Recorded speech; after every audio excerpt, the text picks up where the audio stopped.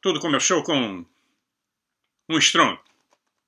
Um estrondo tão baixo, quase inaudível, mas que foi crescendo, latejando, e depois se transformando em um rugido estrondoso. E aí o terremoto começou. Só que não como um terremoto que se haviam visto. Era algo diferente. Na Califórnia, onde hoje é a Califórnia, as montanhas tremeram como samambaias ao vento. O poderoso Oceano Pacífico recuou e se acumulou em uma montanha de água com mais de 3 quilômetros de altura. E então começou sua corrida para o leste. Com a força de 1000 exércitos, o vento ataca, rasgando tudo, despedaçando tudo em seu bombardeio supersônico. A incrível montanha de água do mar do Pacífico segue o vento para o leste, enterrando Los Angeles e São Francisco como se fosse apenas grãos de areia. Nada, mas nada mesmo impede o ataque implacável e esmagador do vento e do oceano por todo o continente. O vento de 1000 milhas por hora causa sua vingança profana em todos os lugares, impiedosamente e incessantemente. Cada coisa viva é despedaçada enquanto é soprada pelo campo, e o terremoto não deixa nenhum lugar intocado. Em muitos lugares, a subcamada derretida de terra rompe e se espalha num mar de fogo, um fogo líquido, incandescente para aumentar o holocausto. Em 3 horas, a fantástica parede de água se move pelo continente, enterrando a terra devastada pelo vento sob 2 milhas de água fervente de costa a costa. Em uma fração de dia, todos os vestígios de uma civilização se foram. As grandes cidades, Los Angeles, São Francisco, Chicago, Dallas, Nova York, não passam de lendas. Quase não resta uma pedra onde milhões caminharam há apenas algumas horas. Alguns sortudos conseguem encontrar abrigo do vento uivante no lado do sotavento das montanhas Peak. Eles observam o mar de fogo derretido romper os vales trêmulos abaixo. As águas furiosas seguem, acumulando-se cada vez mais alto, fumegando sobre o fogo da terra. E essa terra derretida e subindo quase até os seus pés. Apenas as grandes montanhas como estas podem resistir ao ataque cataclísmico. A América do Norte não está sozinha em seus estertores de morte. A América Central sofre o mesmo. Vento, fogo de terra, inundação. A América do Sul acha que os Andes não são tão altos o suficiente para impedir a violência cataclísmica lançada pela natureza em sua fúria frenética. Em menos de um dia, o Equador, Peru, o oeste do Brasil são abalados loucamente pelo terremoto devastador. Queimados por um fogo de terra derretida, enterrados sob milhas cúbicas de mares torrenciais que vêm do Pacífico e depois se transformam no inferno congelado. Tudo congela. Homem, fera, planta, lama, cidades. Ficam duros como pedra, em menos de 4 horas. A Europa não pode escapar do ataque. O furioso Oceano Atlântico se acumula cada vez mais alto sobre si mesmo, seguindo o vento uivante do leste.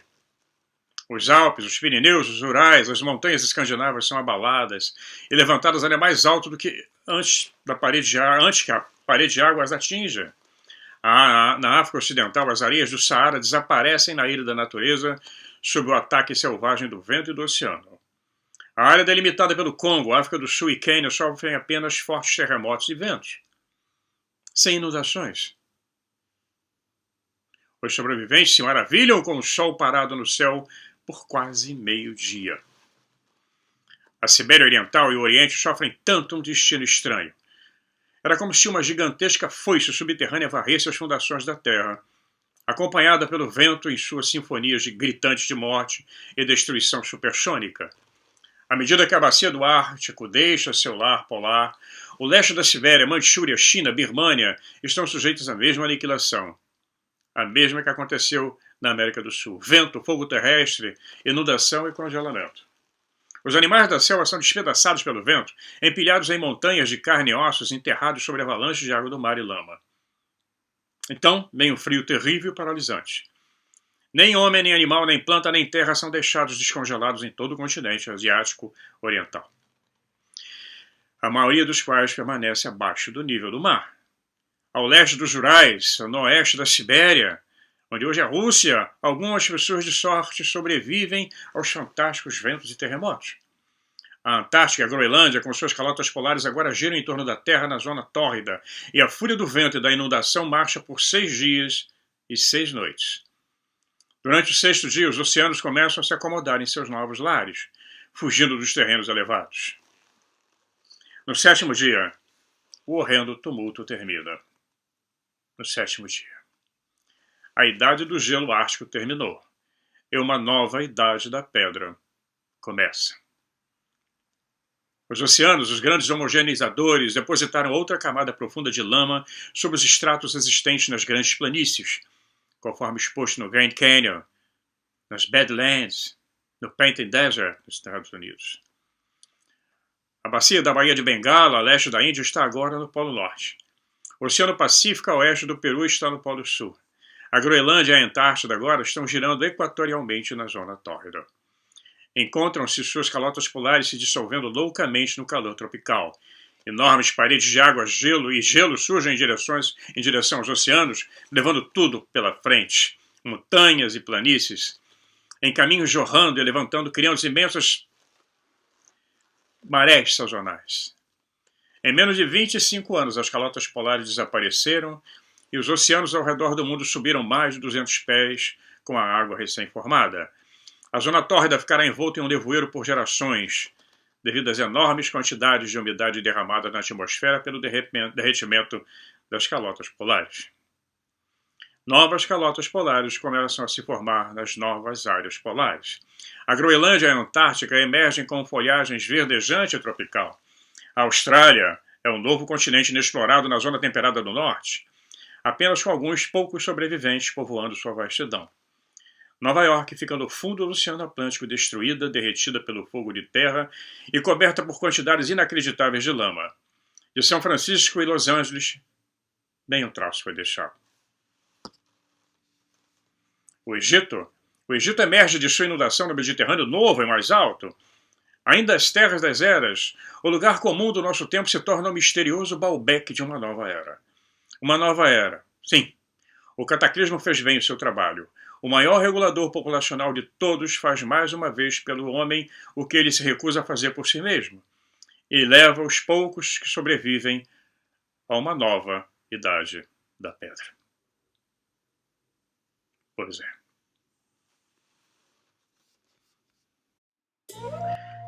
Então, mais uma vez a Terra deslocou sua casca de 60 milhas de espessura, com os polos movendo-se quase para o Equador em fração de um dia. Mais uma vez, a atmosfera e os oceanos, recusando-se a mudar de direção com a casca da Terra, eliminaram quase toda a vida que existia.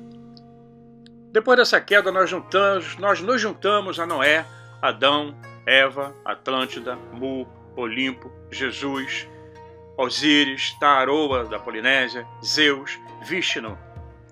Noé, Adão, Eva, Vishnu, Osíris, o que eles têm em comum? Eles representam eras distantes? E ainda assim, de alguma forma, todos eles dão as mãos no próximo cataclismo e caminham conosco. Há outros também que caminharam conosco, homens da ciência. Há muitos esquecidos, aqueles que viram pela primeira vez que essas quedas e esses drias, essas catástrofes cataclísmicas ou revoluções da casca da Terra aconteceram antes, e inúmeras vezes. Entre eles, J. André Deluc, em 1779, Georges Cuvier, 1812, eles foram os principais, Dolomieu, o famoso mineralogista, juntando-se ao consenso, assim como Escher, Forel, geólogos suíços, também André Deluc Jr., Von Buch, todos concordaram que os cataclismos foram causados por revoluções repentinas na superfície da Terra. E temos modernos como André Silva. O Cuvier, por exemplo, em sua Teoria da Terra, publicada pela primeira vez em 1812, baseou suas conclusões em suas pesquisas sem paralelo. Ele colocou a estratigrafia, a anatomia comparativa e a paleontologia. Todos esses elementos estudados. Naquela época ele escreveu que todas as partes da Terra, todos os hemisférios, todos os continentes exibem o mesmo fenômeno. Tem havido, portanto, uma sucessão de variações, de revoluções na natureza do nosso planeta. Perturbação dos estratos, que deram origem a numerosos deslocamentos da bacia continental. A maioria das catástrofes que aconteceram foram repentinas. E isso é especialmente fácil de ser provado com relação à última delas, que de acordo, portanto, com Deluc e Dolomieu, ele diz que a superfície do nosso planeta passou por uma grande e repentina revolução cuja data não pode ser muito antes de 5.000 ou 6.000 anos atrás. Pois é. Uma revolução anterior pelo menos colocou os continentes debaixo d'água, e talvez 2 ou 3 erupções do mar. Essas alternâncias agora parecem formar o grande problema da geologia, que é da maior importância a resolver. E para resolvê-los satisfatoriamente seria necessário descobrir a causa desses eventos, o que causa essas drias, né? E isso atormenta esses cientistas e muita gente.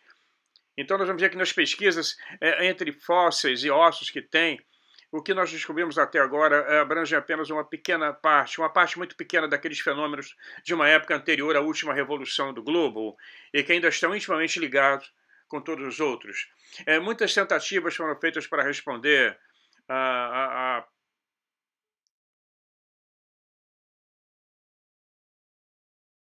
blá, blá, blá.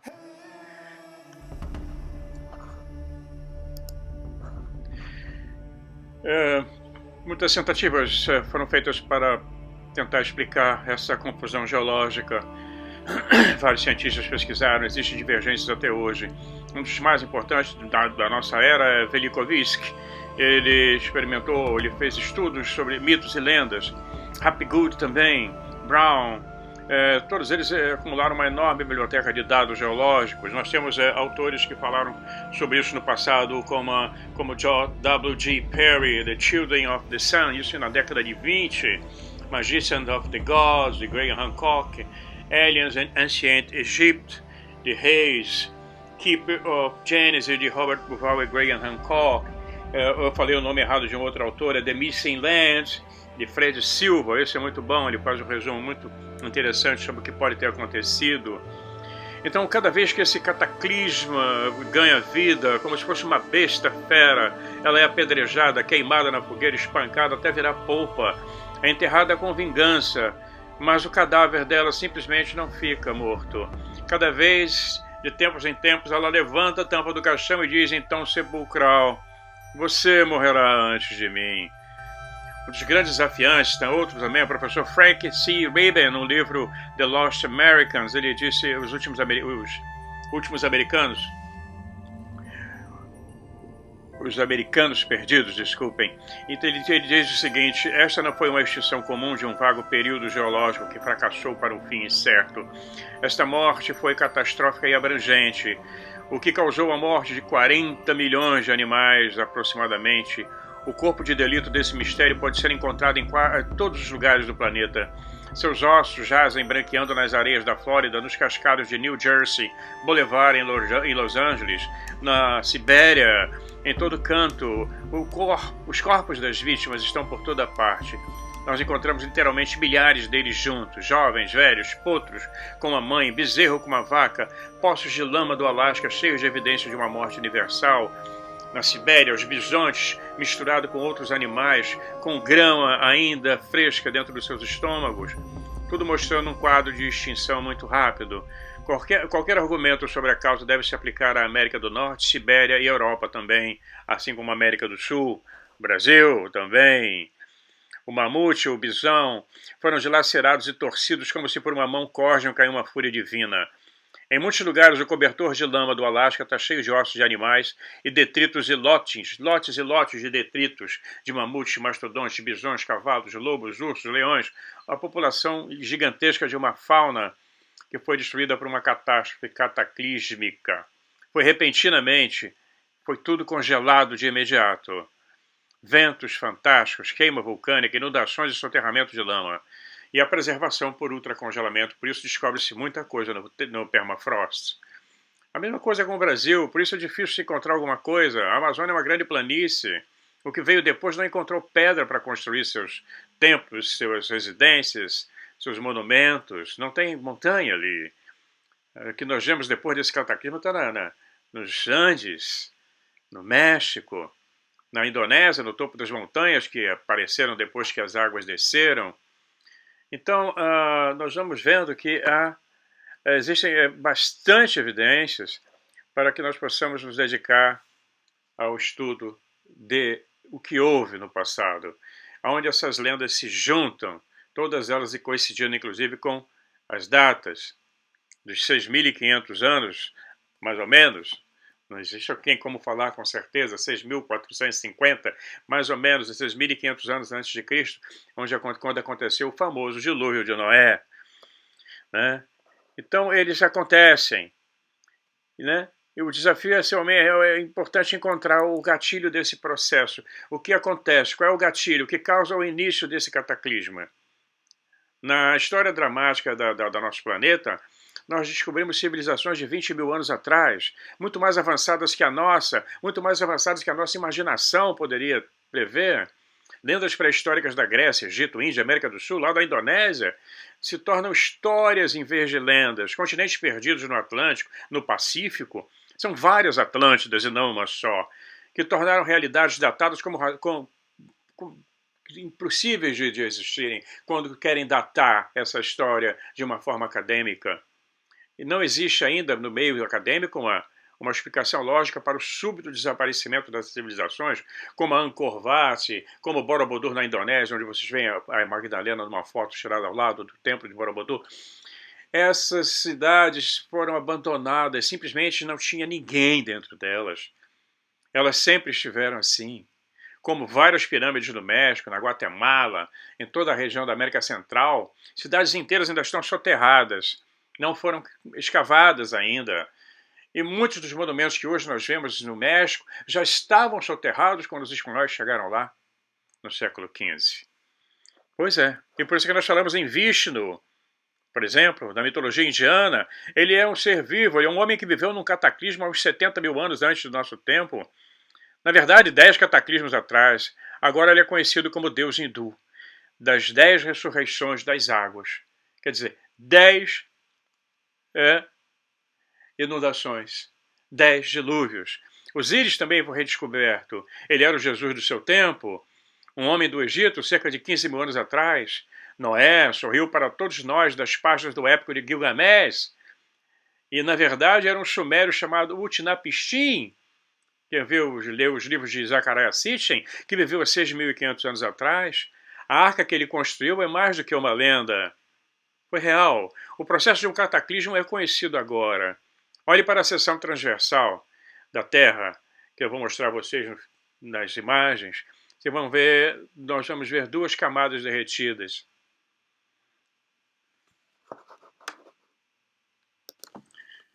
Pois bem, simplificando, não vou entrar em detalhes técnicos, porque o detalhamento técnico é longo, seria impossível descrever aqui. Em pelo menos meio-dia, na metade de um dia, ou menos do que isso, os polos se movem para o Equador, quase para o Equador. E o inferno começa. A atmosfera e os oceanos não mudam com a concha, eles apenas continuam girando de oeste para leste. No Equador, essa velocidade é de 1.000 milhas por hora. E tem que ser normalmente fazer uma rotação por dia, né? Assim, quando a casca se desloca com os polos indo em direção ao Equador, os ventos dos oceanos vão para o leste, soprando sobre a face da Terra com uma velocidade supersônica, inundando os continentes com quilômetros de profundidade. E volta a questão do gatilho. Então essa acabou sendo a peça mais elusiva de todo o quebra-cabeça. Nós não podemos confiar em alguma explicação sobrenatural, né, como algum acontecimento nos céus, ou de algum personagem vago que, na verdade, viola as leis da natureza. Não tem como colocar isso. Não é um ser sentado num trono de ouro que fez isso. Tinha que ser algo natural. Então, uma parte da estrutura ordinária da natureza que perturba a estrutura elétrica e magnética interna da Terra. Isso acontece constantemente. Antigamente, nós pensávamos que as manchas solares poderiam ser a causa, porque elas perturbam a estrutura eletromagnética interna da Terra, mas estávamos errados. Descobrimos que a usina da natureza é um sistema de um motogerador que existe em diversas magnitudes. É uma estrutura básica do universo. A estrutura energética de um átomo é idêntica à de um planeta em rotação. Para uma estrela azul branca, para uma galáxia, para uma supergaláxia, para todos os níveis de supergaláxias, incluindo um universo ainda mais complicado, assim como o nêutron que escapou da zona neutra de seu átomo pai se separará em partículas, uma estrela através de uma mancha solar, emite matéria neutra que explode à medida que é energizada. Assim, uma galáxia dá à luz a uma estrela em uma explosão, e quando uma estrela está morta, escapa da sua zona neutra no centro. É como uma galáxia morta que explode quando escapa da zona neutra central da sua supergaláxia, né? Da supergaláxia mãe. Um planeta, portanto, deve agir da mesma forma no seu nível de energia. É assim, aparentemente, uma vez a cada poucos milhares de anos, a matéria neutra escapa do núcleo interno de 860 milhas de raio para o núcleo externo derretido de 1.300 milhas de espessura. Há uma explosão atômica literal dentro da Terra. A explosão na camada de alta energia do núcleo externo interrompe completamente a estrutura eletromagnética da Terra, tanto no núcleo externo derretido quanto na camada derretida externa de 60 milhas. Finalmente, ela permite que as calotas polares puxem a casca da Terra ao redor do interior. Com a camada rasa derretida lubrificando a mudança por todo o caminho, você pode ver então que as eras glaciais não são uma questão de avanço ou recuo de gelo. É simplesmente que diferentes áreas da Terra estão em regiões polares em momentos diferentes, por diferentes durações de tempo. Isso com a mudança entre as posições ocorrendo em uma fração de dia, muito rápido.